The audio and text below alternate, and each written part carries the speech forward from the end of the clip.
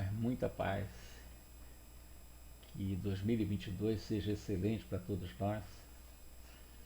Tenhamos a capacidade de sobrepor todos os obstáculos, todos os desafios com nobreza, com mansidão, com humildade,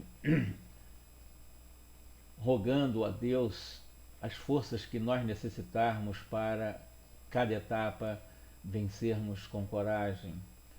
Coragem agindo com o coração. Nós vamos fazer algumas reflexões aqui nesta manhã que nós consideramos neste momento bastante significativa para que nós possamos realmente pensar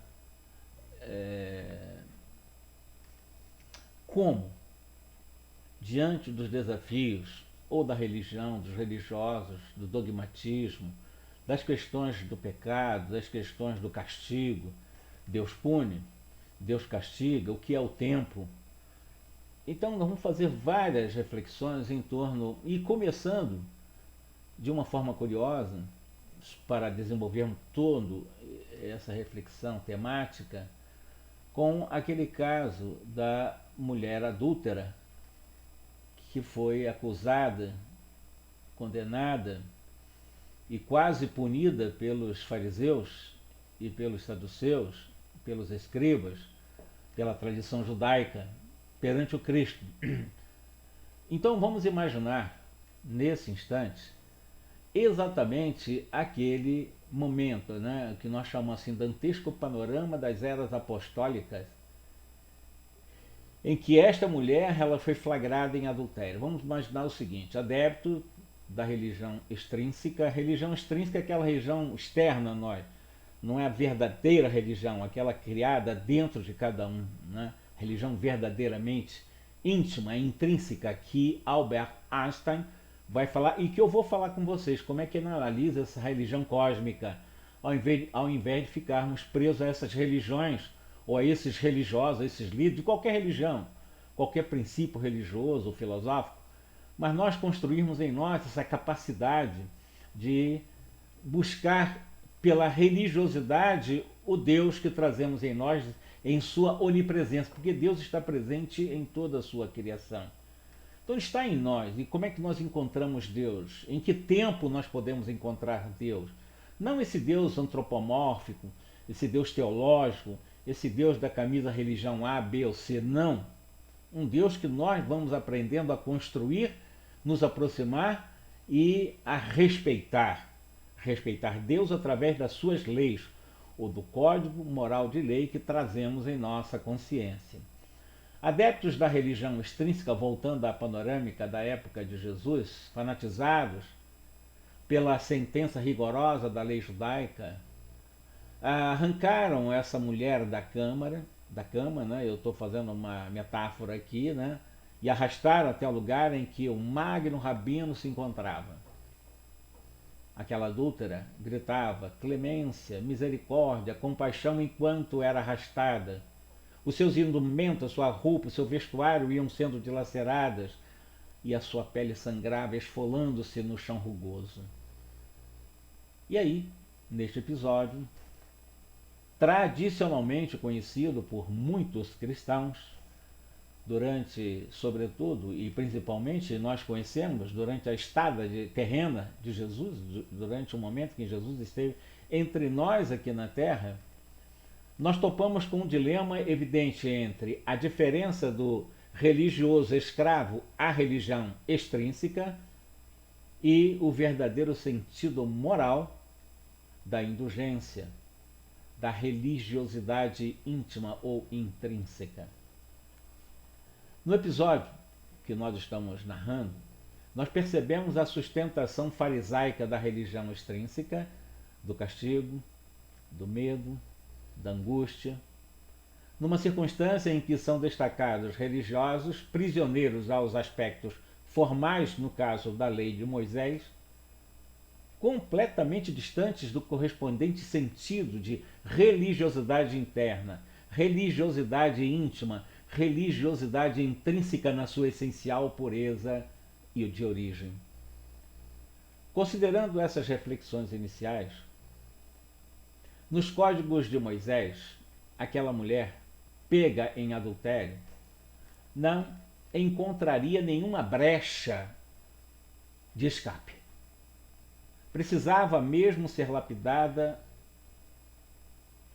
para exemplificar a outras mulheres não cometerem o mesmo crime. Considerando que o homem também era adúltero, mas numa sociedade profundamente machista ou patriarcal, a mulher era um nada à esquerda. A verdade é essa. Jesus é que valorizou a mulher. Observa-se que diante dessa dura e inflexível lei escrita pelo chamado patriarca lá do Monte Sinai, o Moisés, a veemência pelas normas e pelos preceitos, com certeza, estavam acima do valor da vida humana e, sobretudo, da mulher. Na verdade, os tradicionalistas, os escribas e fariseus utilizaram aquela mulher, expondo-a perante a multidão simplesmente para a execução dos seus pérfidos desígnios, que era exatamente conseguir pegar em flagrante Jesus em possível contradição dos seus princípios essenciais.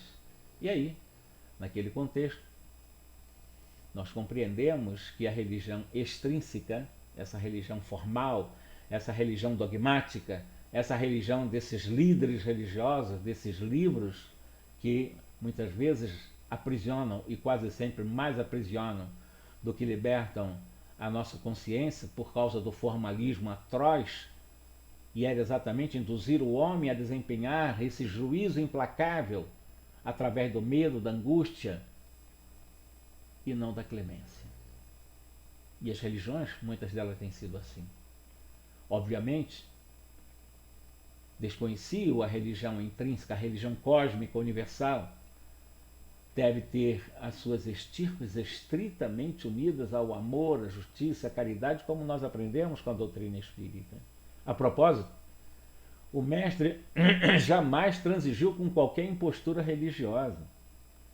A prova, inclusive, disso é que ele usou todo o rigor com os escribas, com os fariseus, considerando-os, inclusive, puritanos camuflados de virtude. Aquele que estivesse em pecado, atire a primeira pedra, quer dizer, tudo com aparência de pureza.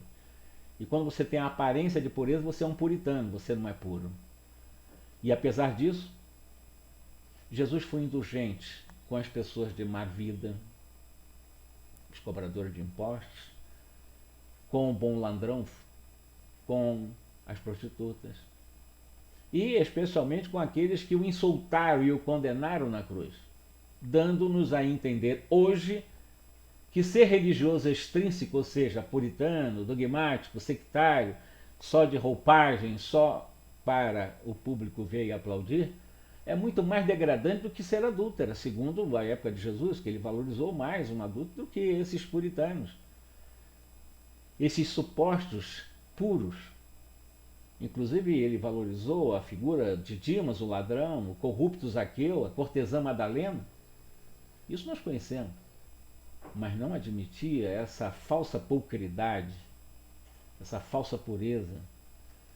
Em abreviada e muito sucinta divagação que eu vou fazer nesse momento sobre a relação extrínseca, que são as religiões dogmáticas, que espero que vocês estejam compreendendo, nós trazemos para a nossa discussão um artigo que eu li do Alberto Einstein, né, do qual ele traz para nós exatamente algumas reflexões quando ele publicou, quando ele visualizou, quando ele identificou as chamadas coerções das autoridades escravizantes, encarcerantes da religião extrínseca, a religião tradicional, a religião sectária, a religião com uma estrutura hierárquica, com senhores absolutos e subalternos comandando na mente da massa em si. Subjugando, porque as religiões de hoje subjugam. As religiões tradicionais, elas subjugam. Ou então não representam nada para os supostos e também falsos religiosos, que dizem que são de tal religião, mas assim, não sou praticante, eu não sei o que é isso. Não dá para entender. É porque essa religião efetivamente não tem material para acrescentar aqueles que dizem que é tal religioso, mas não é praticante. Não dá para entender isso. Quase que impossível entender isso.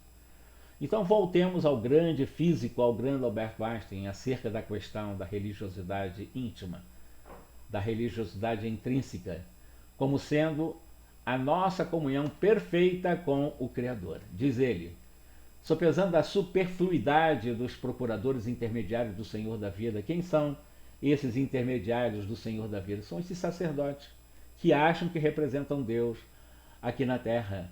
Habitualmente, esses tais impondo práticas impositivas, coativas, punitivas, negocistas, inclusive de coisas chamadas aspas sacras, né? Sob o tacão das obrigações dos pactos impudicos. Ou impudicos, né? Bom, isso o Einstein escrevendo. No nível elevado de uma religião cósmica, universal, abrangente, evidentemente nós conseguimos nos conectar com liberdade nas coisas, nas circunstâncias mais profundas do universo. Livres, qualquer um de nós construímos uma relação profundamente harmoniosa, a partir do qual nos abastecemos da energia amorosa, onipresente do Criador da vida. Continua o grande cientista, pai da teoria da relatividade, né, que numa relação de subnível religioso, denominou de a religião do medo, que é o que nós vemos hoje. A religião do medo, quando o homem teme a Deus, rende culto externo para ser supostamente protegido das adversidades da vida, alimentando sempre de uma forma bastante pueril a insegurança, o temor dos castigos desse Deus externo, desse Deus antropomórfico, desse Deus criado pelas religiões tradicionais. E no outro desnível ainda, de subserviência religiosa, Einstein, que é o pai da teoria da relatividade, denominou de religião da angústia, além do medo, agora o da angústia, aquela em que o homem é totalmente manipulado pelas castas sacerdotais, castas essas sacerdotais dotadas de poderes para supostamente advogarem junto ao Deus antropomórfico, esse Deus estranho, né, que eles criaram, alvitrando a libertação das angústias sociais dos seus seguidores. Eu sou então um sacerdote, represento Deus e vou tirar você realmente da angústia humana. Essa é a religião da angústia. Então, como em nome de Deus, que eu sou o representante, eu vou tirar você das angústias sociais. Quem é que tem essa capacidade? Um sacerdote, supostamente advogado de Deus? Agora, quando o Einstein ele vai analisar de uma forma mais elevada, né, o nível da religiosidade íntima, religiosidade intrínseca chamada por ele, né, que ele chamou de religião cósmica. Recordando que os grandes gênios religiosos para Einstein, de todos os tempos, se distinguiram por possuírem este senso de religiosidade íntima, esse senso de religiosidade intrínseca cósmica, universal, sem peia a qualquer tipo de denominação religiosa pelas convenções humanas. Por não conhecer, ou pelo menos não reconhecer a necessidade dos dogmas, e muito menos um Deus concebido à imagem humana. Um Deus de religião A, aquele Deus da religião B, Deus brigando entre si porque as religiões não se entendem, as religiões, os religiosos, os sacerdotes, os advogados de Deus ficam brigando aqui, e Einstein não conseguia entender. Como também o Mahatma Gandhi não conseguia entender o cristianismo britânico, mas entendia perfeitamente as bem-aventuranças de Jesus. Só não compreendia aquele cristianismo estranho que escravizava, que era o caso do cristianismo anglicano. Por isso, a religião dita tradicional abomina a religião cósmica sugerida por Einstein, porque eles preferem manter manipulada a nossa mente. Esses líderes religiosos, que ganham salário para isso, inclusive, manter manipulado, né, o povo, a massa, o gado, me perdoe o termo, todo mundo dominado. Porque eles se colocam como advogados de Deus, porque eles são os representantes, são ungidos, etc.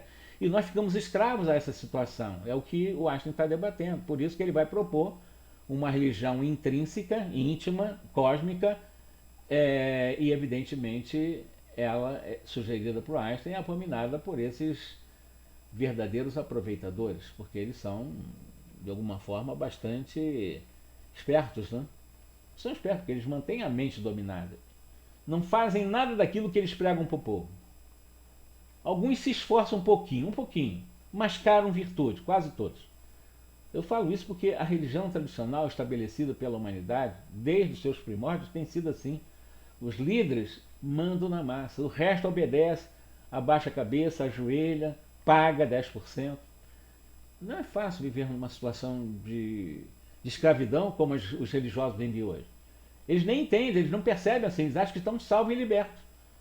Quando na realidade não há essa libertação, há uma escravização absoluta, do qual você inclusive precisa comprar felicidade com 10% do seu salário, do seu ganho mensal.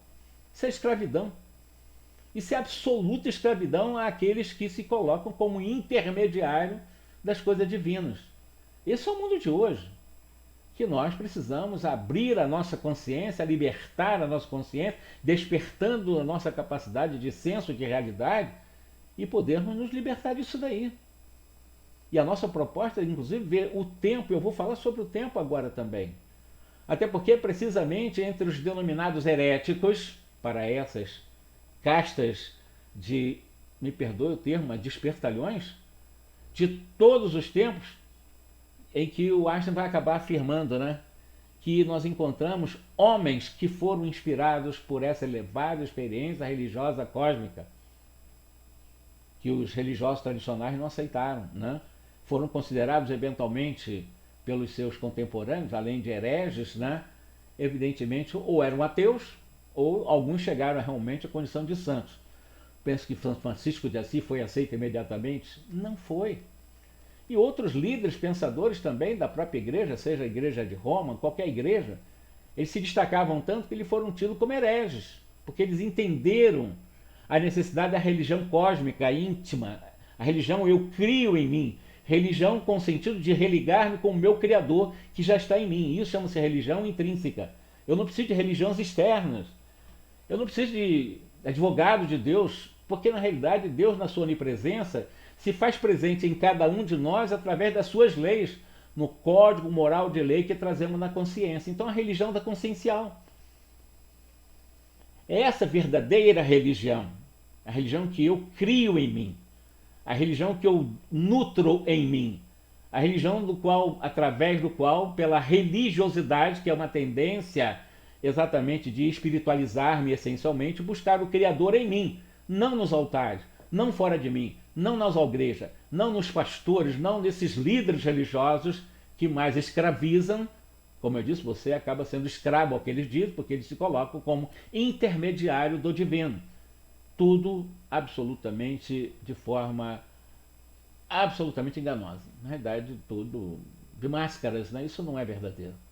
Não é verdadeiro. Jesus foi o único espírito puro que esteve entre nós. Nenhum antes dele, nem depois dele. Todos nós somos aprendizes da vida.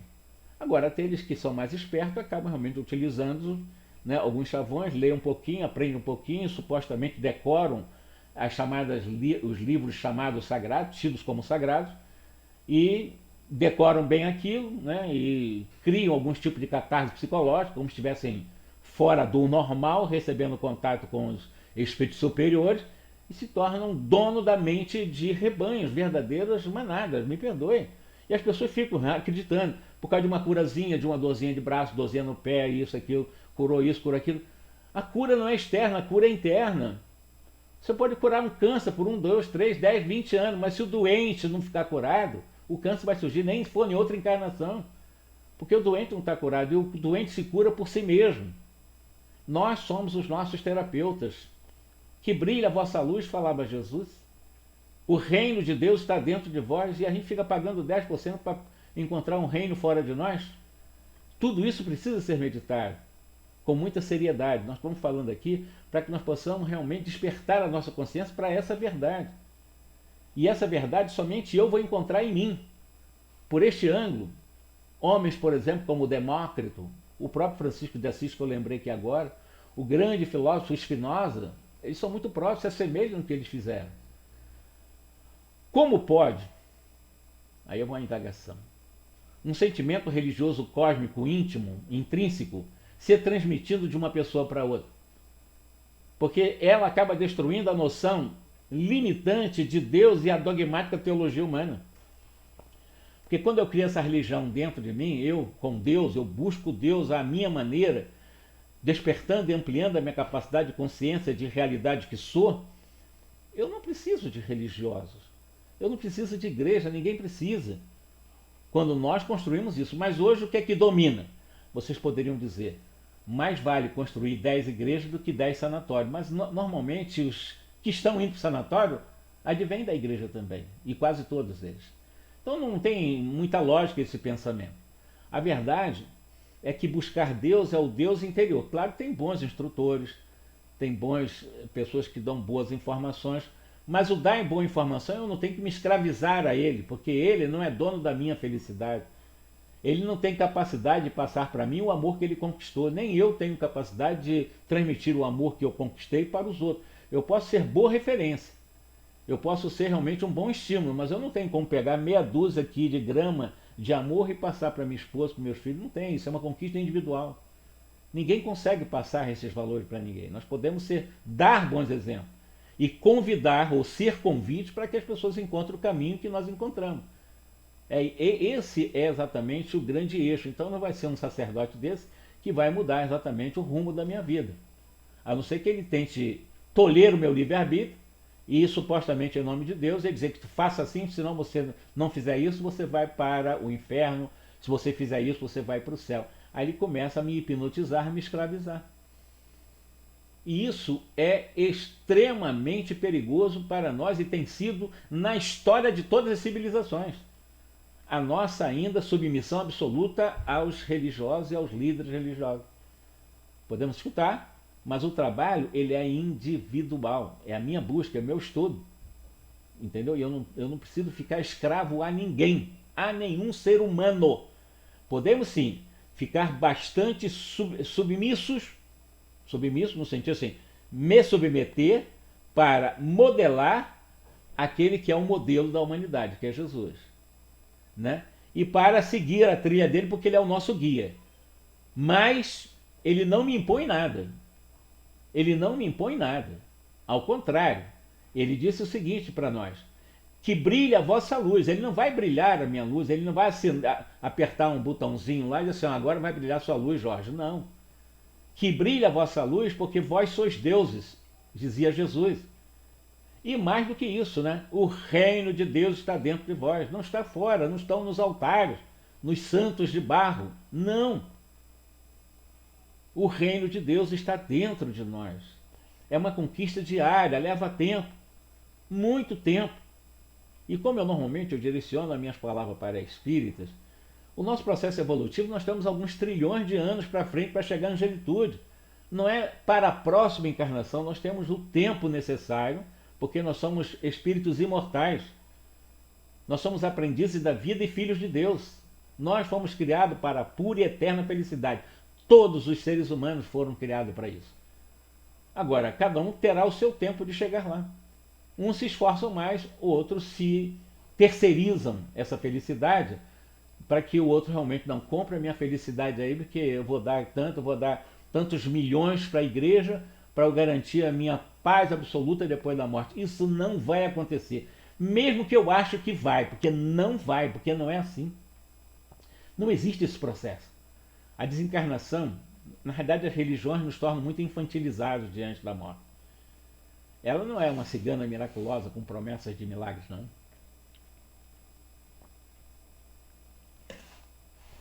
Eu estou usando essa veemência para que nós possamos sacudir a nossa consciência e começar a nos libertar disso. Saber que eu sou o pavimentador da estrada que vai me levar à minha pura e eterna felicidade. Por isso que Deus me dotou de livre-arbítrio e de inteligência. E o livre-arbítrio é que faz com que eu escolha o bom ou o mau caminho. Qual é o mau caminho? É toda vez que eu transgredo o código moral que eu trago na minha consciência. Mas já está ali na minha consciência, não está fora de mim. Toda vez que eu transgredo esse código, vem exatamente um conflito na minha consciência. E quando vem o conflito, eu dou atenção ao conflito e vou acertando e aprendendo com o erro também. Mas vou crescendo, aí eu tenho esses trilhões de anos para chegar à pura e eterna felicidade. Mas eu tenho esse tempo, porque Deus me deu, é determinado por Deus e assim vai ser. Uns vão mais rápido, outros menos rápido. Vocês vão encontrar esse tipo de afirmação na questão 115 do Livro dos Espíritos. Na perspectiva de Einstein, a função mais importante, seja dos artistas, que têm uma visão muito mais sensível da vida, né, através da arte, dos cientistas também, consiste em despertar e manter vivo este sentimento de religião cósmica, íntima, em todos os que sejam receptivos ao verdadeiro Criador. Não ao Deus fulano, beltrano, de tal religião, não. O Deus íntimo, o Deus interno, a causa cáusica, a inteligência suprema, conforme nós entendemos no Espiritismo. O homem que está profundamente convencido da função universal da lei de causalidade, não é a lei de casualidade, não existe o acaso, existe lei de causa e efeito, não pode considerar a ideia de um Deus qual um ser mesquinho que se interfere permanentemente no curso dos acontecimentos mais comezinhos. Deus está preocupado com o que eu estou falando agora, Deus está preocupado com o que eu estou pensando, Deus está preocupado com as minhas irritaçõezinhas. Não, Deus é amor, Deus não pune, Deus ama. Não existe espaço para a punição nos códigos das leis divinas. Mas não porque sofre. O sofrimento, na realidade, já é uma rebeldia diante da dor. A dor é um convite, o sofrimento é uma escolha.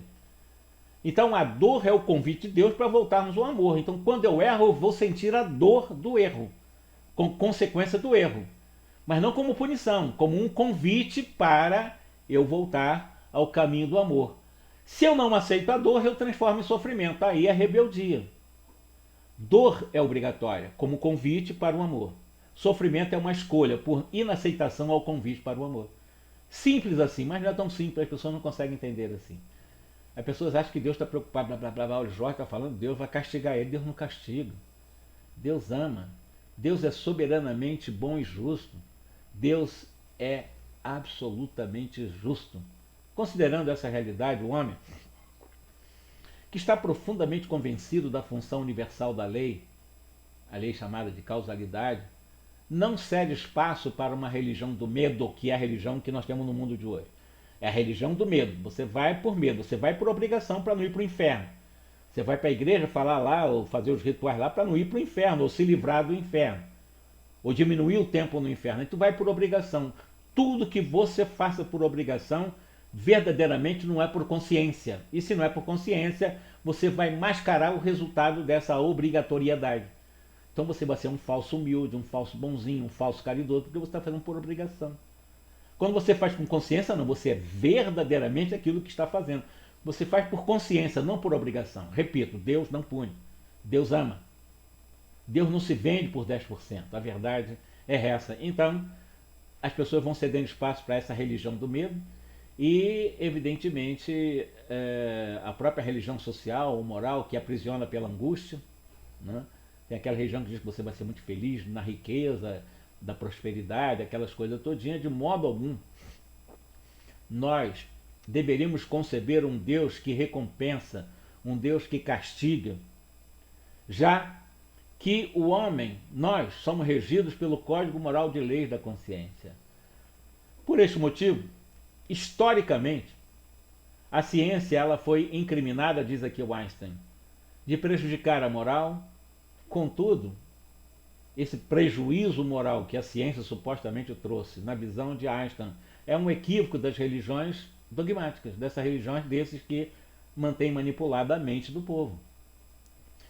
E como o comportamento moral do homem se fundamenta de uma forma mais eficaz sobre a simpatia ou os compromissos sociais, de modo algum esse comportamento moral do homem implica uma base religiosa hierarquizada, com salários, inclusive, pessoas, pastores e padres que recebem muito para fazer isso. Né? Não estou criticando, eu estou apenas constatando uma verdade, para que nós possamos nos libertar, pelo menos, nos escravizarmos a essas religiões escravizantes. Né? Então são religiões hierarquizadas, teológicas, dogmáticas, que impõem castigos para a manutenção de falsas virtudes, sempre sob o tacão, sob o aguilhão, sob as algemas da angústia, do medo entre nós. Isso é muito importante refletirmos. Lá no caso da mulher adúltera que eu falei no início, se lembra? Jesus, Ele tinha todos os pretextos para pronunciar: de hoje em diante a sua vida me pertence, você deve ser a minha discípula, porque ele conseguiu livrar ela do apedrejamento. Os líderes religiosos, normalmente, extrínsecos, dogmáticos, sectários, né? Comerciantes, mercantilistas, né? Muitos deles vendilhões, usam seu poder para que as pessoas os aplaudam. Usam seu poder para que gravitem em sua órbita como ele fosse um deus, idolatrados. Eles querem ser ídolos. E muitos deles são idolatrados. Mas Jesus, apesar do seu descomunal poder sobre a mulher, naquele momento, ele foi desprendido de qualquer interesse. O que ele diz? Vá, mulher. Revise a sua história. Cuide-se. Mulher, você não me deve nada. Você é livre. Vá, não peque mais. O Mestre deu-nos exemplo através do perdão, recomendando a ponderação para a não reincidência, para que aquela mulher pudesse empregar o esforço da vigília. Vá e não peque mais, foi o que disse para ela. Nada mais do que isso. Assim, Jesus deu à adúltera a oportunidade de retomar o curso da vida, sob um novo roteiro de não mais prevaricar, pelo menos naqueles mesmos lapsos morais do adultério. Erro ela vai ter ainda, mas não mais naquele. Foi isso que Jesus disse para ela. Então, Allan Kardec ele ressalta que a autoridade para condenar está na razão direta da autoridade moral daquele que julga. Está no Evangelho segundo o Espiritismo. Considerando essa realidade, essa advertência, a advertência é para que não nos esqueçamos desse nosso compromisso com Jesus, que no seu Evangelho deixou o código de conduta seguro para seguirmos adiante com firmeza, com confiança, quando ele diz: faça ao outro aquilo que deseja que seja feito a você. Isso é proatividade. Não é não fazer aquilo que não queira que os outros te façam, mas é fazer aquilo que quer que os outros te façam. Isso é proatividade, ou seja, amar o próximo como devemos amar-nos, porque não há como amarmos o próximo sem nos amar.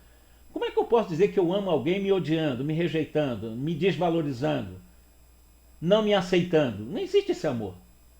O amor só existe verdadeiramente quando eu me avalio me valorizando, eu me aceito como sou e estou, eu não me rejeito e me acolho amorosamente, desenvolvendo esse processo de auto-perdão, desenvolvendo a auto-misericórdia, desenvolvendo a auto-compaixão, desenvolvendo a indulgência para comigo.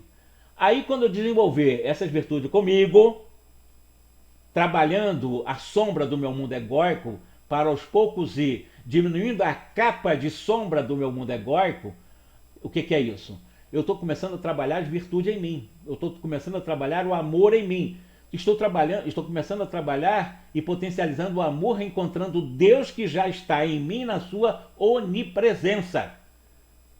E quando eu faço tudo isso do alto amor, aí eu posso dizer que estou amando o meu próximo. Isso é óbvio. Isso é óbvio. Agora tem pessoas que dizem que ama, que faz caridade, uma fazeção de coisa danada, mas vive mal consigo e com os outros o tempo todo. Né? Não consegue dormir bem, etc, etc, etc. Vive mal o tempo todo, se rejeitando. Não gostei, mas diz que ama os outros. Diz que ajuda os outros. Não se ajuda. Não se valoriza. Não se respeita. Não se aceita. Fica se rejeitando. E diz que ama os outros. E que é caridoso. Não existe isso, meus irmãos. O primeiro amor tem que ser para nós. Nós precisamos aprender a nos amar, a nos respeitar, a nos acolher amorosamente, a termos compaixão conosco. E a partir dessa compreensão, de autocompreensão, ampliando a nossa luz, nós vamos amar o próximo. Isso foi ensinado por Jesus. Esse é o maior dos mandamentos. É a maior das leis, porque é semelhante ao amor a Deus. Isso ensinou Jesus ao fariseu. E nós aqui querendo amar todo mundo, se rejeitando, não se aceitando, né? E se denegrindo, achando que não pode, que não consegue, que é um lixo, que não vale nada, que não vai dar conta. Quer dizer, com essas crenças limitadoras que as religiões nos impuseram. Nós temos que nos livrar disso. Nós somos deuses, já falava Jesus. Que brilha a vossa luz, vós sois a luz do mundo. A força está em nós. É isso que eu estou falando, religião íntima, religião intrínseca. Encontrar em nós o próprio Criador pelo amor. E aí fica mais fácil vivermos com segurança, com equilíbrio, com energia, com coragem. Mas caminhando, firme, sem pestanejar diante dos desafios. Muito pelo contrário, enfrentando cada desafio sem medo deles. Porque cada desafio que vier, nós já temos contato direto com Deus, que já está em minha consciência, e pedimos Ele sim a suplementação da força necessária para vencermos todos os desafios. Mas não vamos pedir a Ele para que tire o desafio da minha frente, porque senão eu não cresço. Os desafios são necessários no mundo como o nosso de expiação e prova. Considerando essa advertência, para que não nos esqueçamos desse nosso compromisso, então, de fazer ao outro aquilo que queremos que os outros nos façam, ou seja, amar também ao próximo como a nós mesmos e também não ficar julgando, né, para nós não sermos julgados. Quando fala julgar, o auto-julgamento estabelece em mim essa capacidade de ver se eu estou me rejeitando ou me amando. Estou me aceitando ou se estou me rejeitando. E fugir dessa visão falsa de que eu estou ajudando os outros sem se ajudar. Você só consegue ajudar, você só consegue ser amoroso com os outros se for amoroso com você. Você só consegue passar segurança para os outros se você encontrar em você a própria segurança. Você ter segurança é você, eu acredito em mim. Eu tenho as forças necessárias e tenho mesmo para chegar onde eu quiser. E dentro dessa realidade, se eu quero, eu posso, eu consigo, eu sou capaz e eu mereço porque eu sou filho de Deus. Em síntese, e não é em síntese assim, o Espiritismo é a mais esplendorosa proposta do livre pensamento e o mais possante apelo para o pleno exercício da religiosidade íntima, da religiosidade intrínseca. Muitas pessoas convivem sob tremendos conflitos de ansiedade, sobretudo quando os minutos e as horas se arrastam aos seus olhos, adiantando ou adiando, digamos assim, a satisfazer naquilo que creem necessitar ou desejar, e a rigor o tempo confunde a nossa mente. Como as nossas falas são bastante incisivas, para que nós possamos cultivar em nós a verdadeira religião intrínseca e não nos escravizar à religião extrínseca, externa, o nosso convite é para que 2022 nós temos uma trajetória, 365 dias, para cada dia, cada minuto, cada segundo refletir isso. Toda a felicidade já está em mim. Toda a luz já está em potência em mim, em latência em mim. Todo o amor já existe em latência em mim. Por quê? Eu fui criado à imagem e semelhança de Deus. Deus me criou para a pura e eterna felicidade. Ele não me criou para o inferno eterno. Deus não me criou para as trevas eternas. Não, isso não existe. Deus nos criou para a pura e eterna felicidade. Leiam questão 115, Livro dos Espíritos, vocês espíritas. Vocês vão ver que os espíritos fazem essa afirmação. Uns vão mais rápido, outros menos rápido, mas chegarão também. Mas de qualquer maneira, que possamos começar a trabalhar um pouco isso dentro de nós, diariamente. Nos olhar no espelho e nos valorizar, nos respeitar, nos acatar, nos aceitar, nos amar. E não ficar vendo uma imagem que vai passar com o tempo, que a imagem bonitinha de ontem já não é tão bonitinha hoje, amanhã menos ainda, em termos de, vamos chamar assim, dessas ilustrações gregas, né? Dessas estéticas de belezas padronizadas impostas por uma sociedade profundamente materialista e doente. Porque a sociedade é muito doente, porque ela se apega no que é transitório, não consegue perceber o que é essencial. E quando eu falo de religião intrínseca, é nos investir no que é essência em nós. Eu tenho um corpo, eu não sou um corpo. Eu tenho um nome, mas eu não sou esse nome. Eu sou mais do que um nome, eu sou mais do que um corpo, eu sou essência, eu sou luz. Já falava Jesus. Os Espíritos dizem isso no Livro dos Espíritos, quando Kardec perguntou o que é o Espírito, e os Espíritos responderam ao nosso codificador que o Espírito é uma centelha, é uma chama divina. Nós somos centelhas, nós somos chamas divinas. Isso é simples de entender. Então nós não somos corpo, nós temos um corpo, isso vai passar. Nós temos um nome, também vai passar, porque nós não somos o nome. Eu tenho um CPF, né? Eu tenho um RG, mas isso vai passar, isso é transitório, eu não sou isso. Então o convite é identificar com a religião intrínseca ou a religiosidade, que é o convite para encontrar Deus em mim. Não preciso de altares, não preciso de igrejas, não preciso de centro espírita, não preciso de nada disso. É encontrar isso. Se eu estiver nesses lugares, eu posso levar essa minha experiência intrínseca para que eles encontrarem esse caminho também. Porque eles também não vão encontrar a felicidade plena nas coisas externas, nas religiões externas, nos templos externos, mas no templo interno. O convite de Einstein é esse. O convite que nós fazemos para 2022 também é esse. Que nós possamos trabalhar a religiosidade intrínseca que está dentro de mim. O Cristo não está fora. Não está crucificado há 2000 anos que a gente traz como crucificado. Não. Jesus permanece vivo, muito vivo, dentro da minha consciência. E eu, em essência, também sou um Cristo. Todos vocês. Todos nós somos o Cristo em potência. Já trazemos o amor, já trazemos a justiça, já trazemos a caridade e todas as virtudes decorrentes dessas três leis na própria consciência. Em latência já existem em nós. Cabe-nos brilhar a luz, ou seja, cabe-nos desenvolver essas virtudes que já existem em cada um de nós. Um 2022 esplendoroso para essas reflexões. Vamos ser menos escravos aos que nos impõem, né? Olha, vai para lá no centro, porque senão o obsessor vai te pegar. Você vai por obrigação com medo do obsessor. Olha, não vai não, senão você vai para o umbral. Você vai fazer as coisas com medo de ir para o umbral. Para com isso. Faça o que a sua consciência pedir para fazer, mas procure discernir. Se o que você fizer trouxer malefício para alguém, não faça. Você pode até fazer, mas não deve fazer, que é a lei do dever. Não faça, porque vai trazer consequências inevitáveis para você. Então faça o bem. Vai trazer também consequências boas. Então você procure analisar. Você tem a liberdade de fazer isso. Então você, se fizer bem a alguém, faça. Se você vai perceber que vai trazer alguma coisa de ruim para alguém, não faça. Evite fazer. Olhe. E se você tem inimigo, e nós temos encarnados e desencarnados, ao invés de querer ele distante de nós, oremos por eles. Porque orando por eles, nós temos condições de nos afinizar, pelo menos na essência que eles têm dentro deles também. Por mais perseguidores que eles são de mim, eles também têm luz, porque eles também são centelha e chama divina. Então, nós temos ponto em comum. Por pior que ele seja, temos ponto em comum. Fica mais fácil viver assim. Que Jesus nos abençoe. Um grande abraço para todos vocês. E que nós possamos refletir sobre tudo isso de uma forma tranquila, pausada, serena, lembrando que nós somos aprendizes da vida por ainda muitos milhões de anos. Só seremos mestres quando chegarmos daqui a trilhões de anos a sermos anjos. Anjos, como Jesus, que é anjo, né, é mestre. Mas enquanto não formos anjos, seremos aprendizes, permanentemente aprendizes, enquanto não angelizados.